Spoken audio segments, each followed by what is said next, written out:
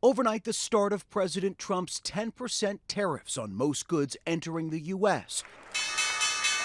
Coming after stocks plunging Friday, the S&P 500 losing $5 trillion in just 2 days. The worst on Wall Street since the pandemic. Secretary of State Marco Rubio describing the tanking global markets this way. I don't think it's fair to say economies are crashing. Markets are crashing because markets are based on the stock value of companies who today are embedded in modes of production that are bad for the United States. Democrats slamming the president for golfing yesterday as stocks fell. President Trump defiant, posting overnight, big business is not worried about the tariffs because they know they are here to stay, and arguing countries will be forced to strike new trade deals that will supercharge our economy. But many industries say they are worried. Japanese gaming giant Nintendo delaying the pre-orders of its highly anticipated Switch 2 console to assess the potential impact of tariffs and evolving market conditions. And U.S. farmers like Tony Thompson in Iowa concerned their businesses will be disrupted. We get so much fertilizer from Canada, like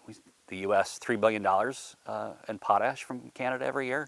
And so putting tariffs on that, like when margins are already tight, we're increasing the stress on us as growers. And now days away from the start of steeper individualized tariffs on more than 50 countries from China to Vietnam to the European Union, the opening salvos of a trade war. China hitting back with their own 34% tariffs on all U.S. imports. Most economists warning Americans to brace for higher prices on everything from furniture to cars to alcohol. It's frightening to consider restaurants don't have big margins of profit. So this is going to be difficult for a lot of us. Now, a handful of Senate Republicans partnering with Democrats on legislation to rein in Trump's authority to issue tariffs. Senate Minority Leader Chuck Schumer telling me, to show you how bad Trump's tariffs are, you now have Republicans who have been so loath to break with him, even when they've known he's wrong, are now breaking with him. It's going to hurt the whole economy.